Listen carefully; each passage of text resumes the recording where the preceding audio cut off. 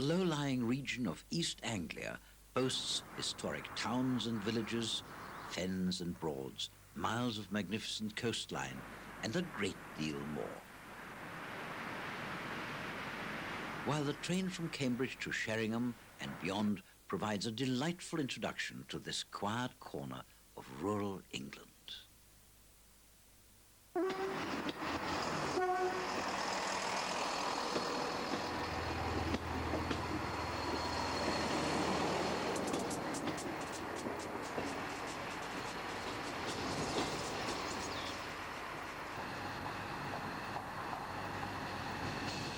We start in the city of Cambridge. Settled since Roman times, the present layout converges on the ancient Norman church of the Holy Sepulchre and on the marketplace, which is dominated by the church of Great St. Mary.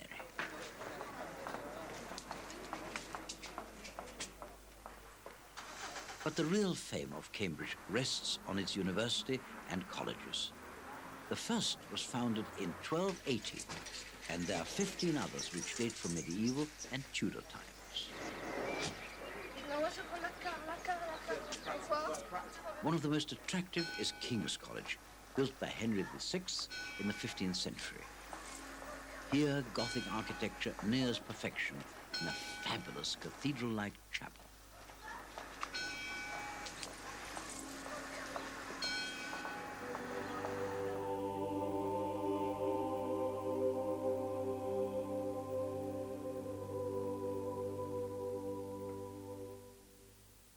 Behind the colleges is the River Cam, in an area known as the Backs. These lawns, willows and bridges have been described as the most perfect man-made view in England. In the summer, punts can be hired for a leisurely trip along the Backs.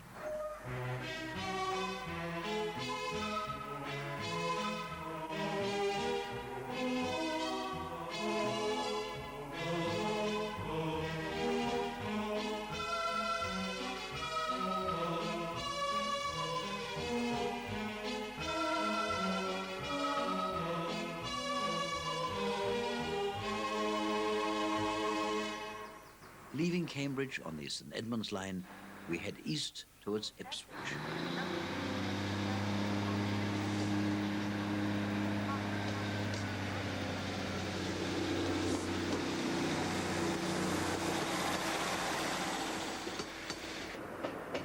The line is worked by Class 150 and Class 153 sprinters and super sprinters, second generation diesel multiple units introduced in the mid-80s.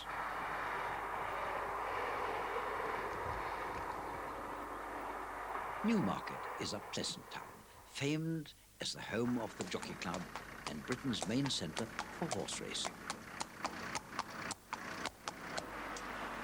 English monarchs have been coming to the races here since the 1600s. During one visit by Charles II, most of the town was destroyed by fire and had to be rebuilt.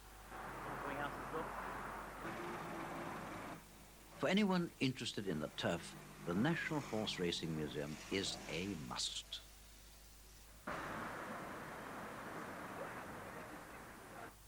Visitors are also welcome at the National Stud, where the highlight is a tour of the stallion unit.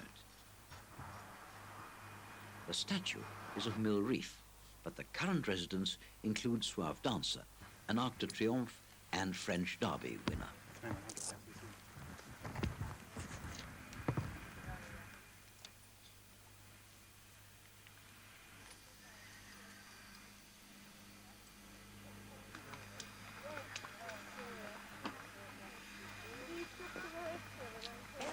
You can see across the top there, Freebird RAI, Dominion, Coffee Shop, Reprimand. It's quite fascinating to study the pedigree of the stallions.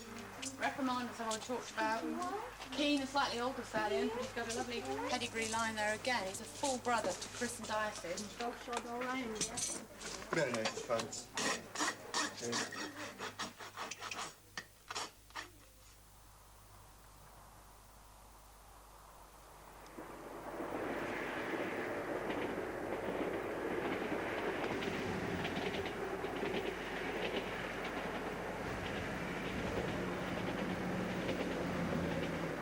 wide open fields lead on to Bury St Edmunds, a Saxon settlement almost 1,500 years old. The station is far more recent and has just been restored.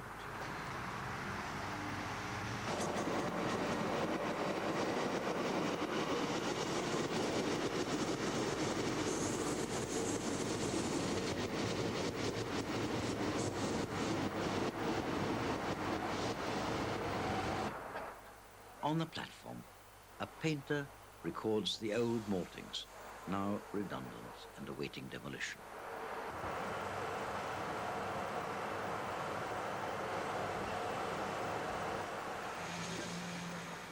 In the town itself, the ancient gatehouse leads to the Abbey ruins. These peaceful gardens conceal a turbulent past. The town takes its name from the murdered King Edmund, who was buried here. And at the great altar of the Abbey church, King John's barons conspired to bring about the Magna Carta.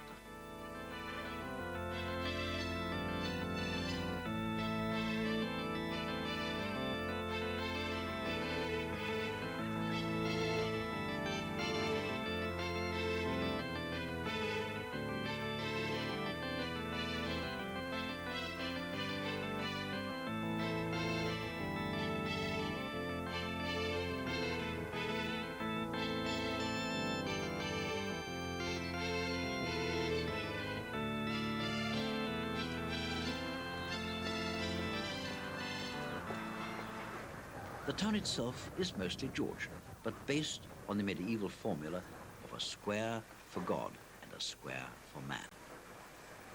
Here we find the oldest domestic building in East Anglia, the 12th century Moyes Hall.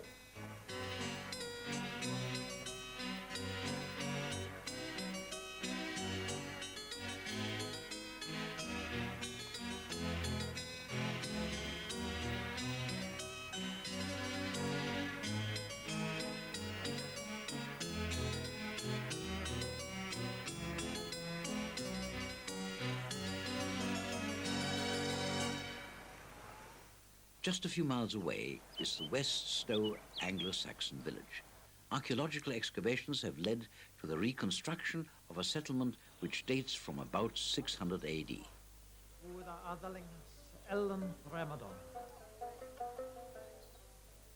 Listen, the fame of Danish kings in days gone by, the daring feats worked by those heroes are well known to us. What?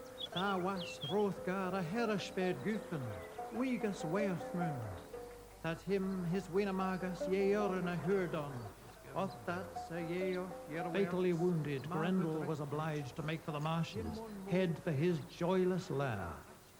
He was well aware that his life's days were done, come to an end. After that deadly...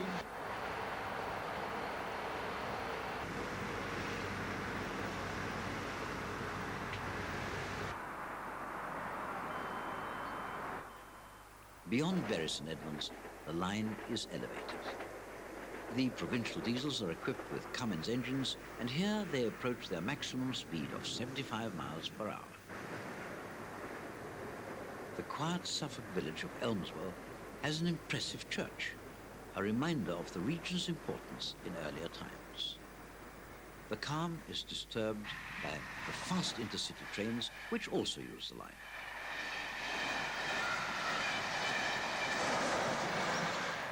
Newmarket sports another splendid station, this time in the Jacobean style.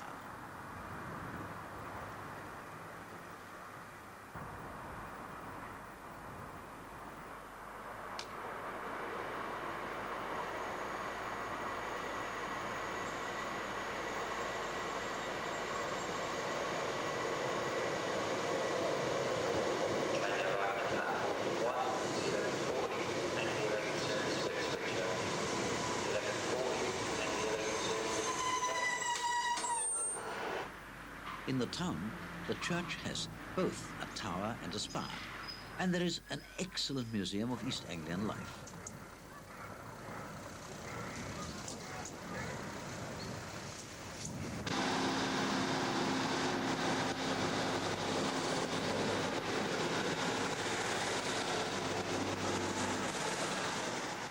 Ipswich is at the end of the St Edmunds line, but rail traffic continues to the port at Felixstowe. Ipswich town centre is based on an ancient butter market. You have to look up to see the best of the buildings. It's the upper stories which have escaped modernisation.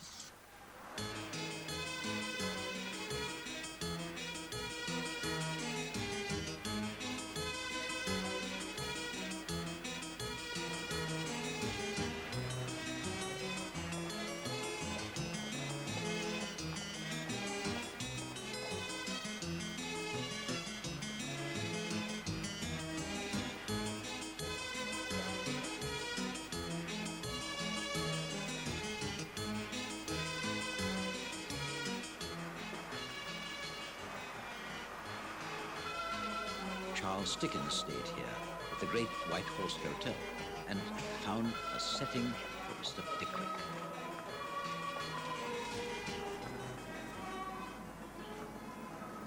Ipswich was the birthplace of Cardinal Wolsey and still has no less than 12 medieval churches. The Church of St Mary Le Tower once sheltered within the town's defensive ramparts. It still provides sanctuary from the outside world.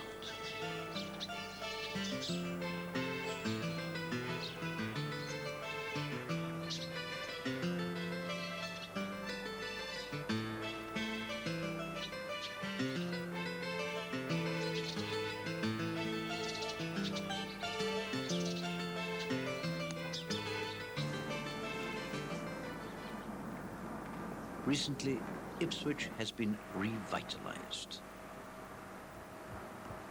Impressive modern flats and offices now front the old docks, with a few traditional Thames barges to provide a touch of authenticity.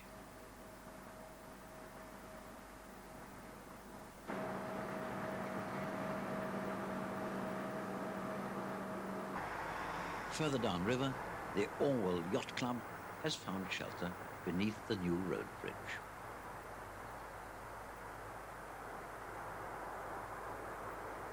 The East Suffolk line was opened in 1859 and runs from Ipswich to Lowestoft.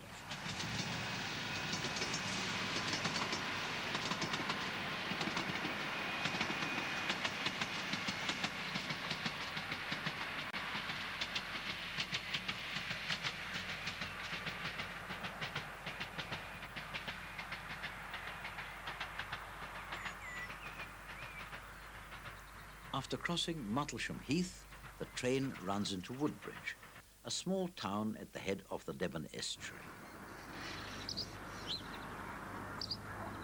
The most eye-catching building is the weatherboarded Tide Mill, built in the 18th century. Boat builders and sailmakers have been at work here for at least 6 centuries.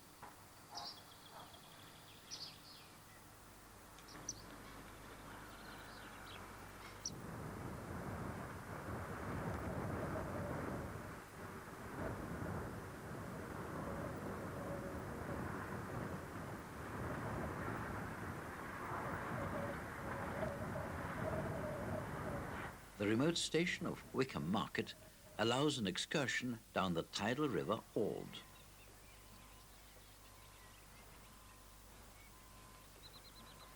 The salt marshes are home to many species of wild birds, and sailing barge trips are available from the riverside centre at Snape Maltings.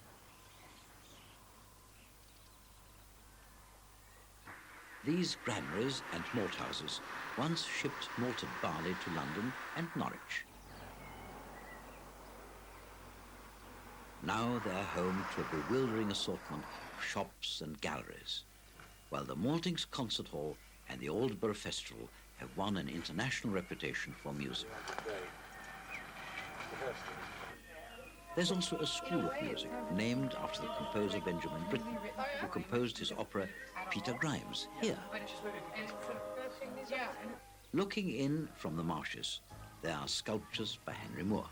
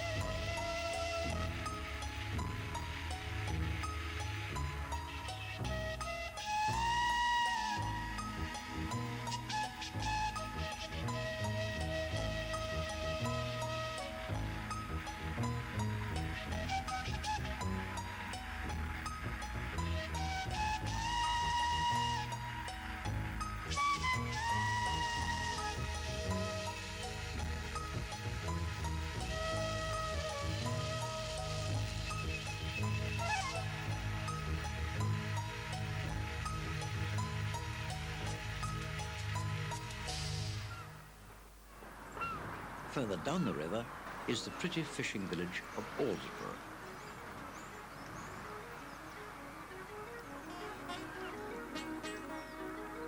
The Moot Hall dates from 1650 and is an elegant blend of brick, stone and timber.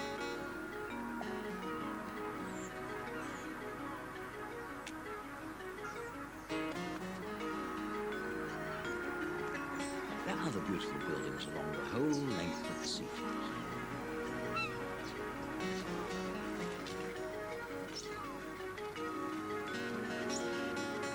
Many of the locals still make a living from the sea, and the beach is given over to their boats, nets and huts.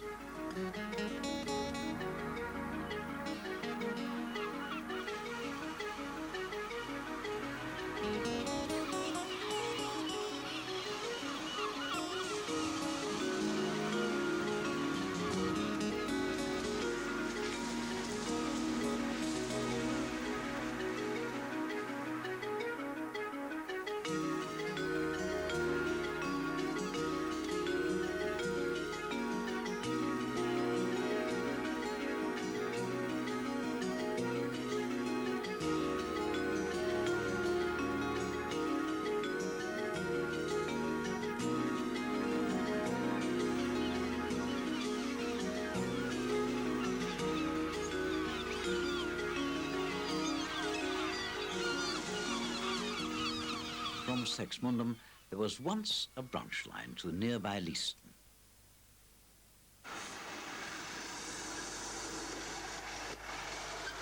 The station houses the only remaining signal box on the line, now a computerized control center with automated level crossings and radio communication to the drivers.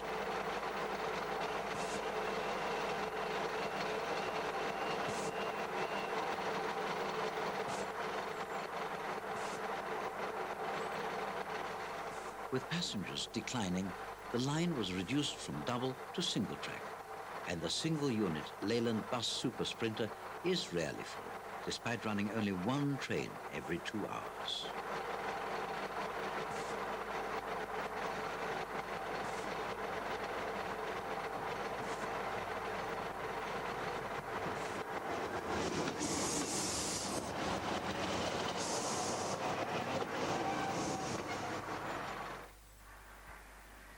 Leiston's Abbey ruins date from the 14th century. Like so many others, this abbey was disbanded by Henry VIII.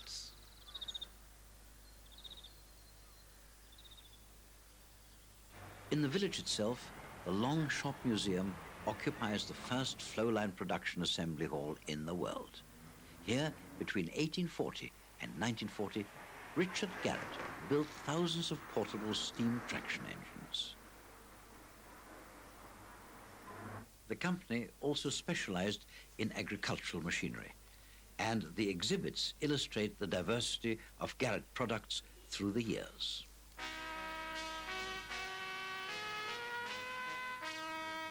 The long shop itself was completed in 1853 and was known locally as the Cathedral. Some of the surviving Garrett engines are displayed here.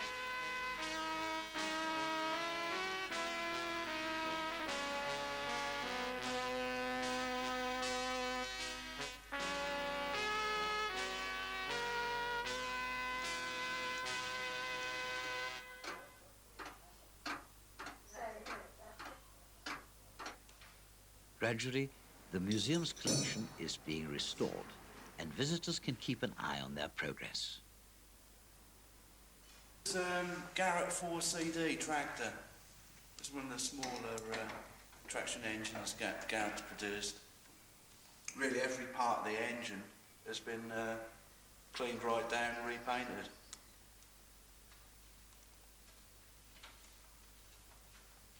A single-track branch line still leads to the nuclear power station at Sizewell. This is Britain's only pressurized water reactor, and an exhibition centre provides for the curious visitor.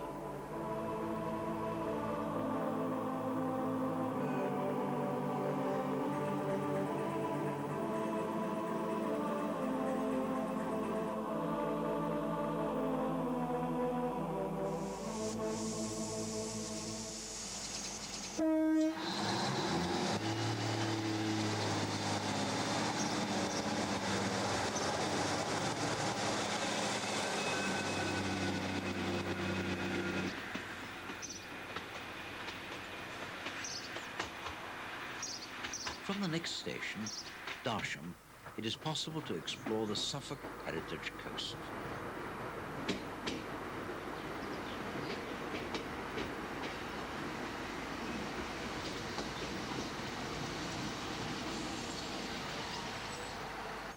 The village of Dunwich was once a large town and seaport, but since medieval times it has been completely lost to the sea through coastal erosion.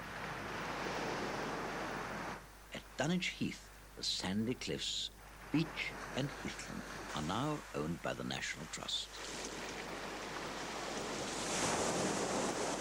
We've got heathland, sea, and we've got marshland and bits of woodland, all of which comprise of quite a lot of designations for the area. We're a heritage coast, an area of outstanding natural beauty and a site of special scientific interest. We've also got a lot of rare birds. We've got bitterns booming away in the background. We've got avocets nearby on the Minsmere Reserve next door to us. We've got stonejats. We've got one Dartford warbler, which is quite a rarity for Suffolk. We've got a lot of reptiles here as well, which are well worth coming to see.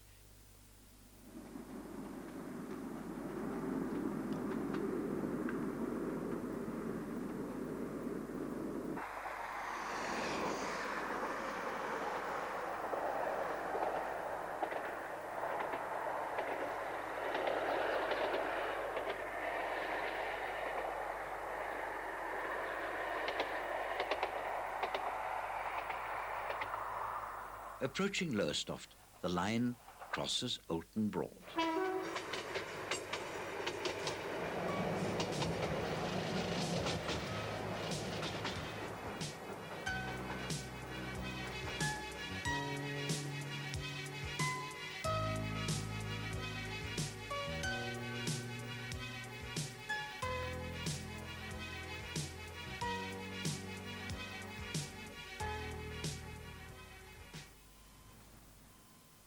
Nearby, the East Anglia Transport Museum has one of the country's largest collections of street transport. Trolleybuses and trams are regularly in action with pre-war shops and buildings to provide an authentic setting.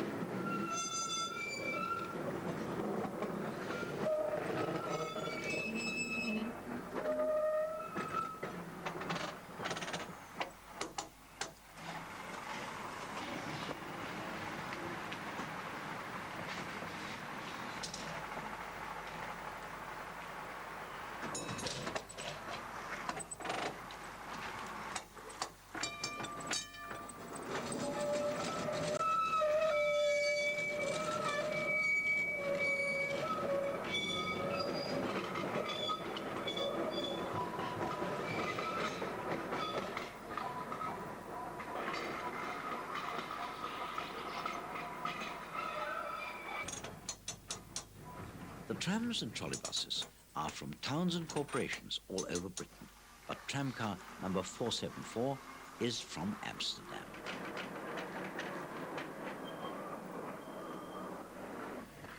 Number 159 was built in 1927 and served as an illuminated tram in Blackpool.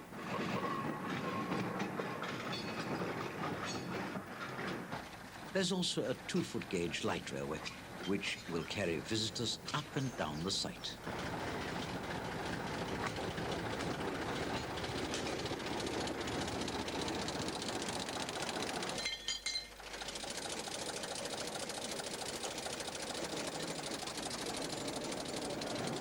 The locomotive is the 1936 Ruston, which first saw service in a cement works.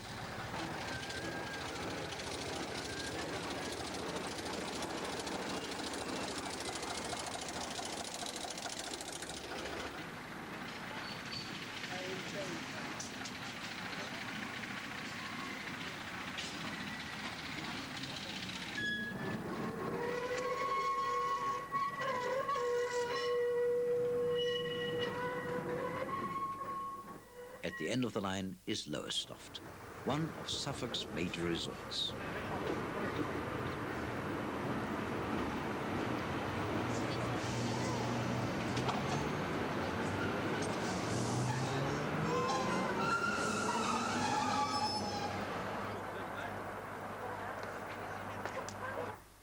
The park at Sparrow's Nest provides quiet relaxation. Bowling Green Cottage houses a small maritime museum, and cobbled steps and paths lead to the site of the original beach village.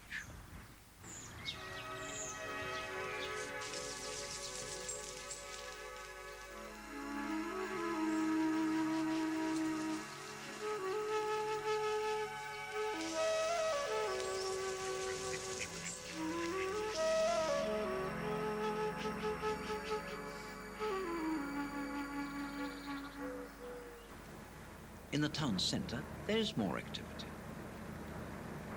Lowestoft still supports a large fishing fleet, and the fish dock has recently been refurbished.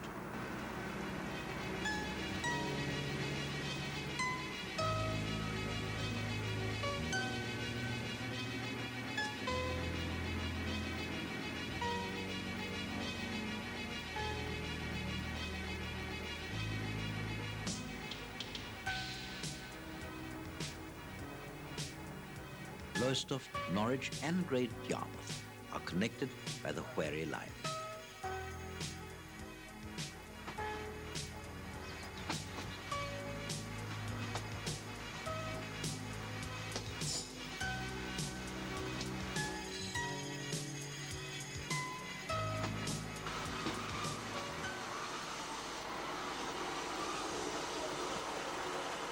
Near to Oulton Broad North is Boat World. This is an international training college for boat builders where visitors are welcome to look around and watch the boats take shape.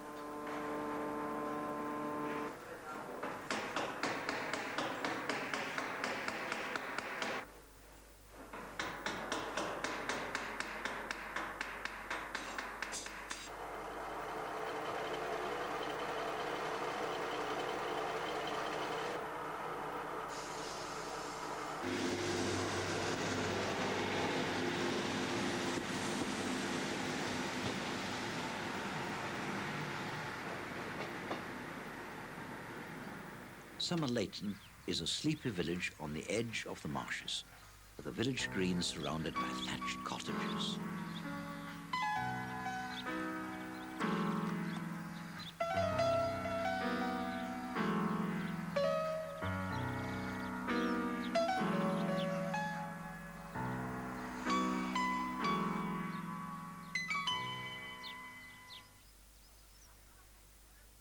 Somerleyton Hall is a magnificent Victorian mansion and the home of Lord and Lady Somerleyton.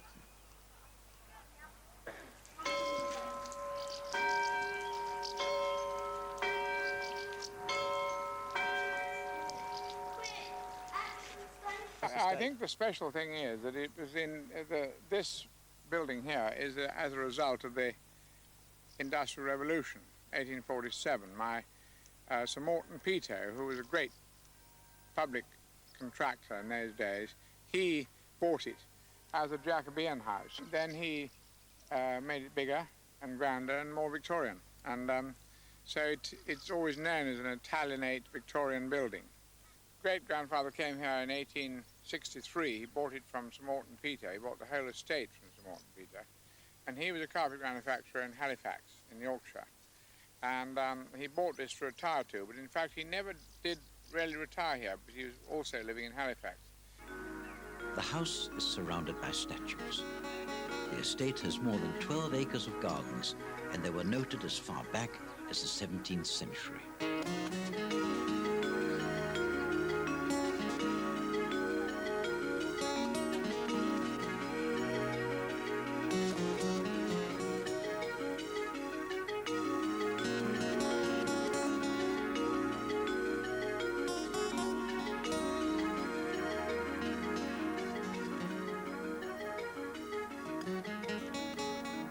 of the most popular features of the garden is the maze, one of the finest in Britain. It was designed by William Nesfield and planted in 1846. In the centre of the maze, there's a small pagoda on top of a grassy mound.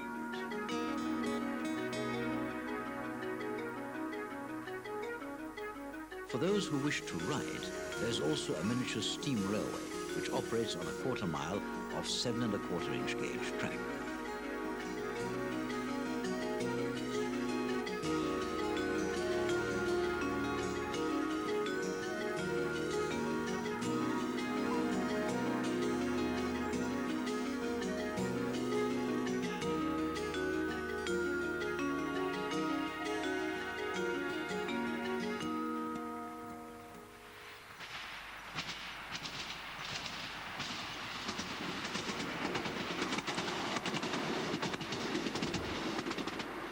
We move on to Reedham, from where a line runs north through Burney Arms to Great Yarmouth.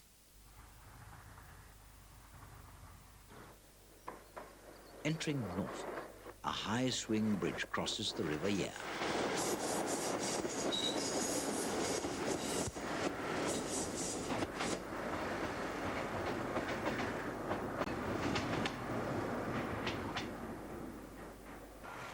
This river is always busy with holiday traffic.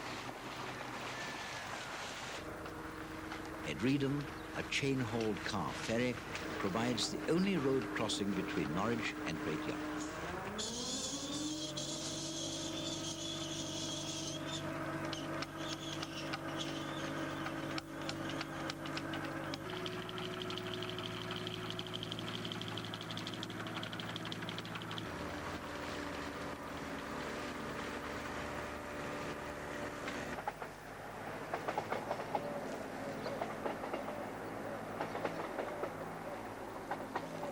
Set in the middle of the Reedham marshes is Burney Arms Station.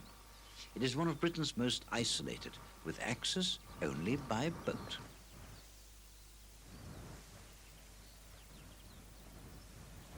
Burney Arms Windmill is one of Norfolk's most famous and was built to drain the marshes which lie below the sea level.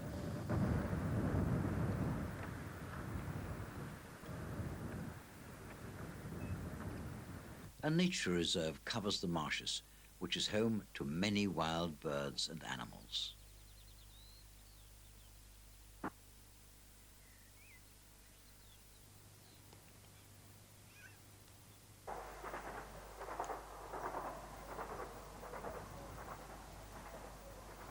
Over the river lie the ruins of Burgh Castle, which dates from the 3rd century. This was the Roman fort of Gariononum, built to defend what was once a great estuary from the Saxon marauders.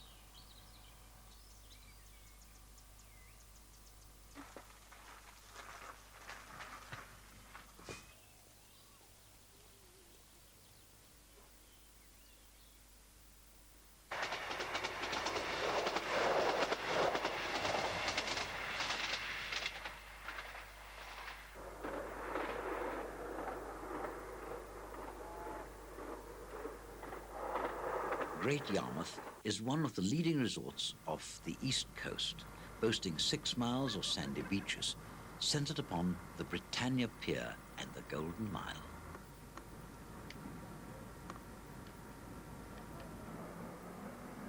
As well as the traditional seaside attractions, there is a fine monument to Lord Nelson, a busy port, and the remains of medieval walls and churches.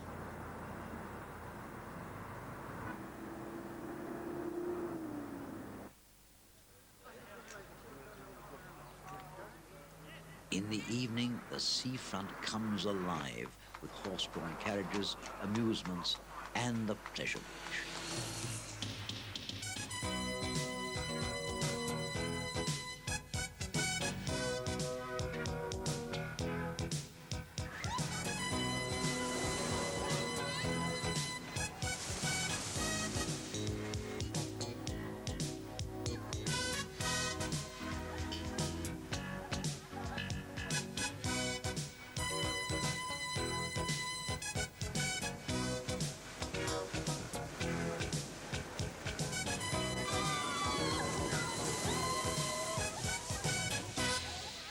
Passing west through Acle, the Wherry line heads for Norwich.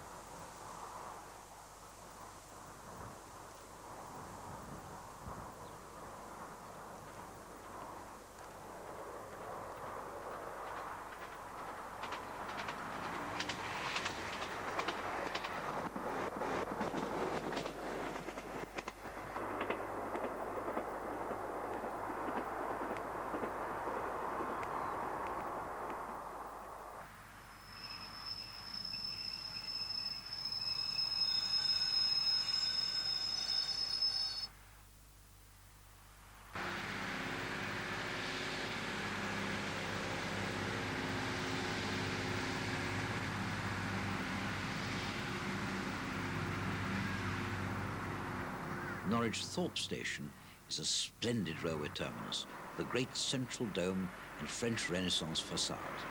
From here, intercity and cross-country services connect with London and the rest of the country.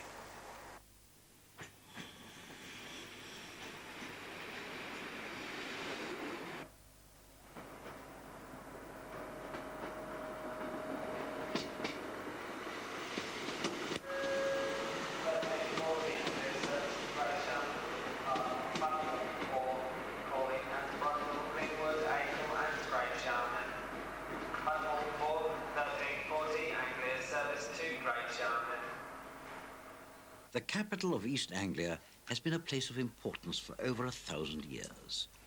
The royal castle was built shortly after 1066, and Norwich was once one of the largest towns in England. The cathedral has England's second highest spire. It was started in 1096 using white stone from Caen in Normandy. The city's development was beset with crises. In 1272, rioting citizens fought the monks. The Black Death claimed a third of the population, and in 1381, Norwich was captured by rebels during the Peasants' Revolt.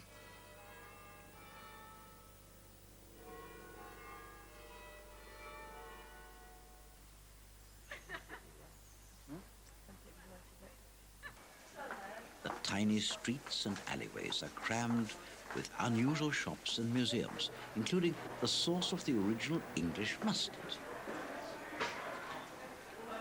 This is a lively city, and in summer there are buskers on every corner.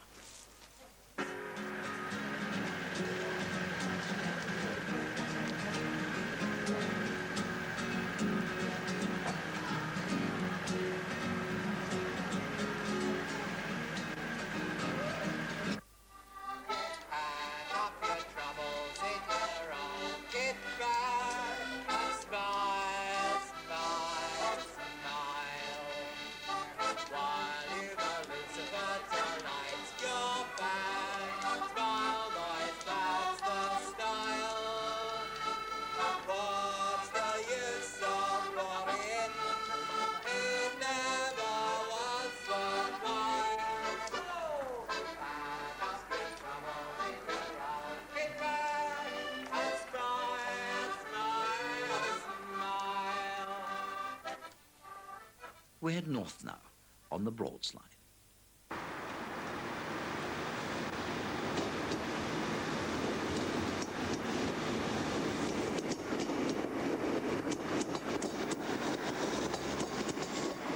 Wroxham is at the heart of the Norfolk Broads National Park, a low-lying area of shallow lakes created by Saxon peat digging.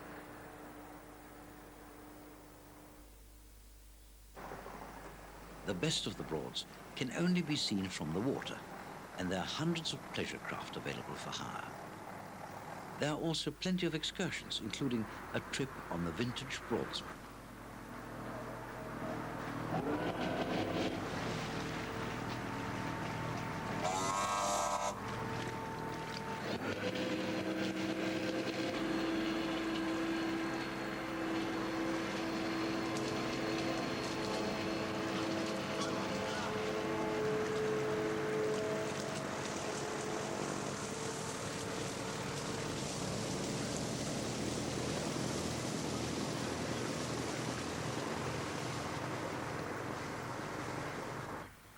Oulton Broad is a favourite with sailing boats, and there's always plenty of wildlife to see.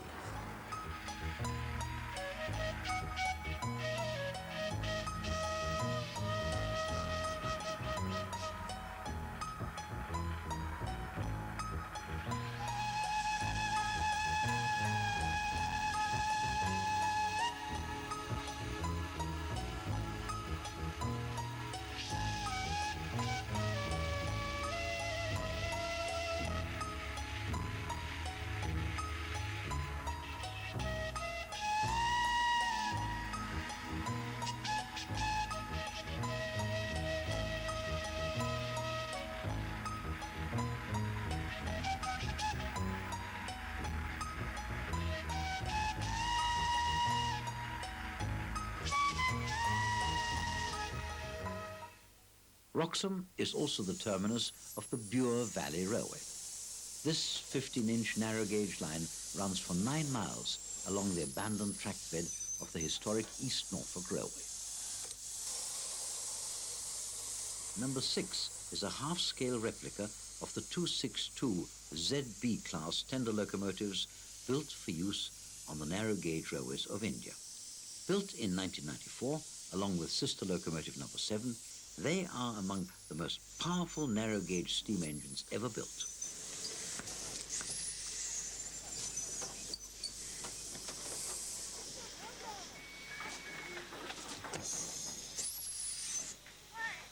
After taking on coal and water, number 6 runs around a train before running up the line to Aylsham.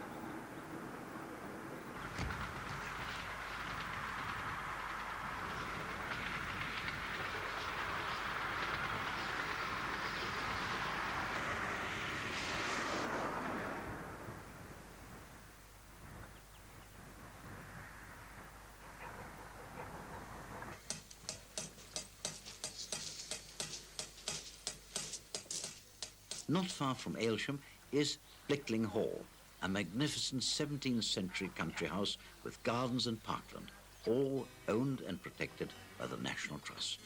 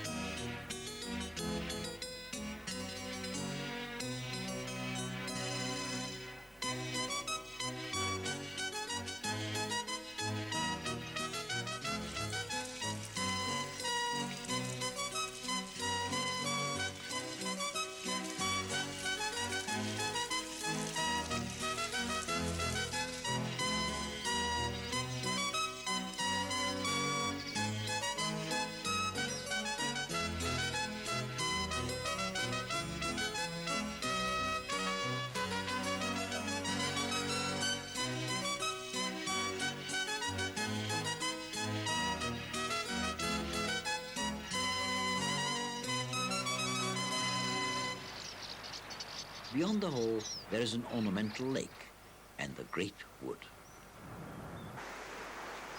Walks through this ancient woodland lead through the bluebells to the Pyramid, an imposing mausoleum built for the Earl of Buckingham in 1795.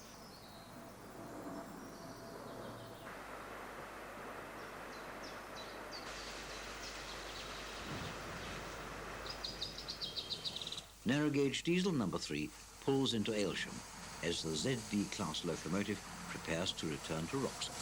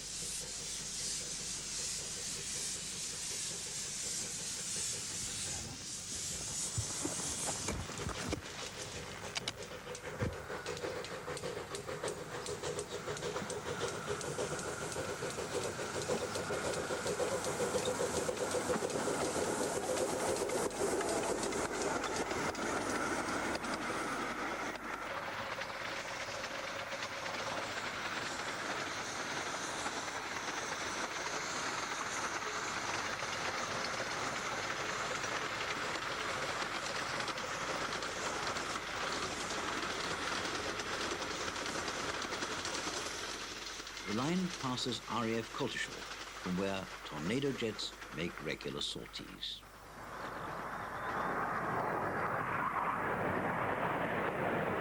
Back on British Rail, the next stop is at North Walsham.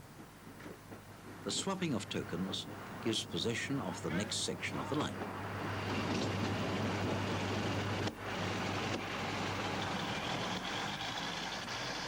North Walsham has an unusual covered market dating from 1550.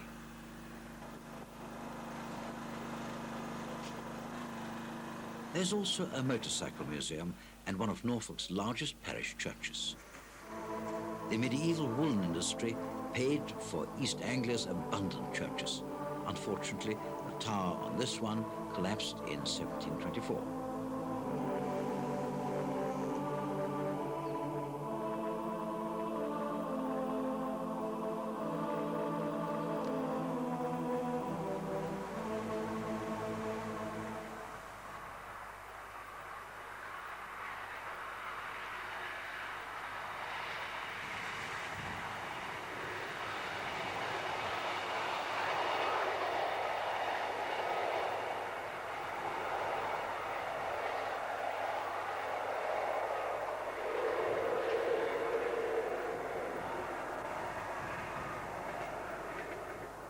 Cromer Station, built by the Eastern and Midlands Railway in 1887, is a terminus, and the train must reverse before continuing.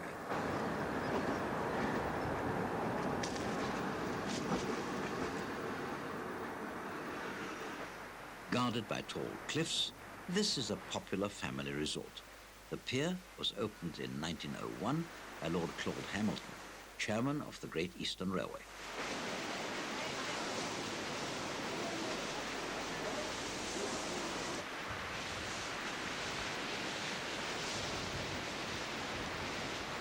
With canoes out to sea, the town's crabbing boats can be found on the beach.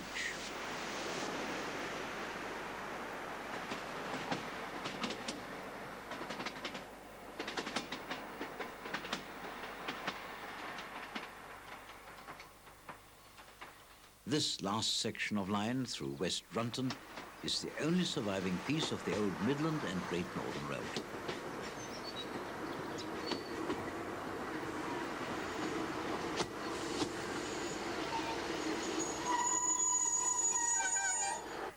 Not far from the station is the Norfolk Shire Horse Centre.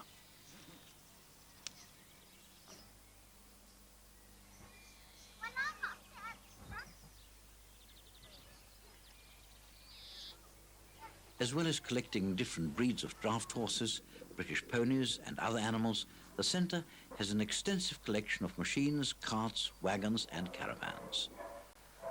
There are also daily demonstrations and special events. 5 little fingers and toes like we have.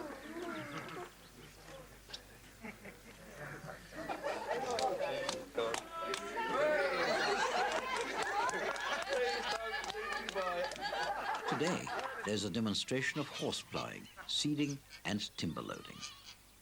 Pull back. Pull back. Good boy, Willie. Pull back. The gear, we're into work. And now we'll sow the seed. Now, keep it nice and straight. Well, walk on.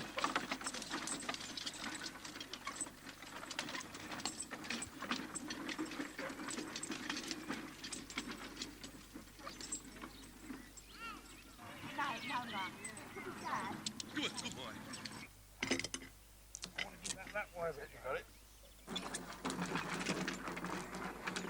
You're all right.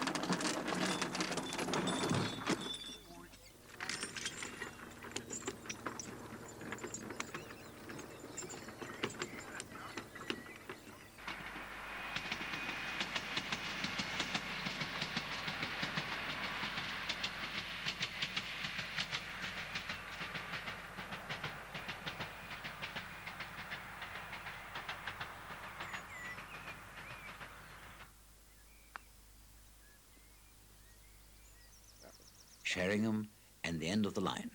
But our journey is not quite finished yet.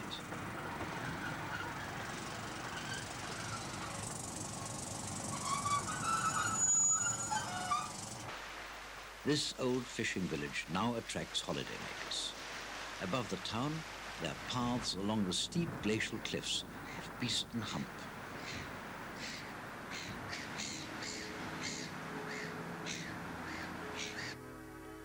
Sheringham Park was developed by Humphrey Repton, possibly England's greatest landscape gardener. On preparing his scheme for the estate in 1812, Repton reported that Sheringham possesses more natural beauty and local advantages than any place I've ever seen. The park is famous for its rhododendrons, and the open woodland attracts plenty of wildlife. In 1985, the estate was purchased by the National Trust and is now open to visitors.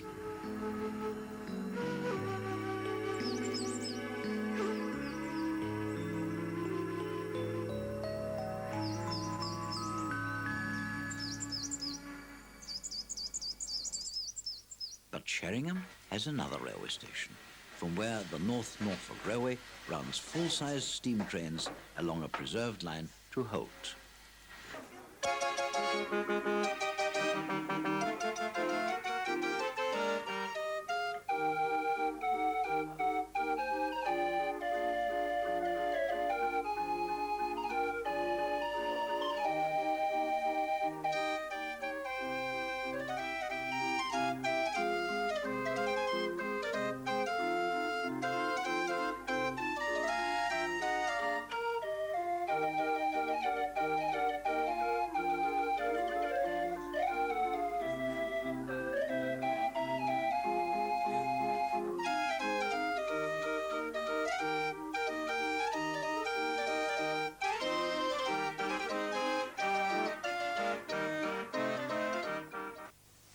The railway has an impressive collection of steam and diesel locomotives, but their prized possession is number 8572, a London and Northeastern V12. Built in 1928, this is the world's only surviving example of an inside-cylindered 460. These powerful machines gave sterling service on the old Great Eastern network until superseded in the 1950s.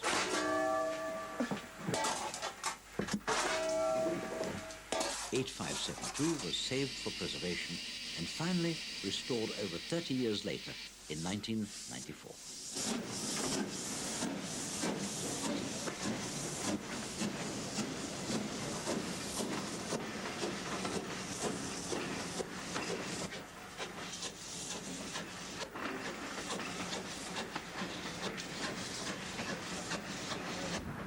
The line to Holt runs through beautiful scenery along the coast and through woodland and heathland.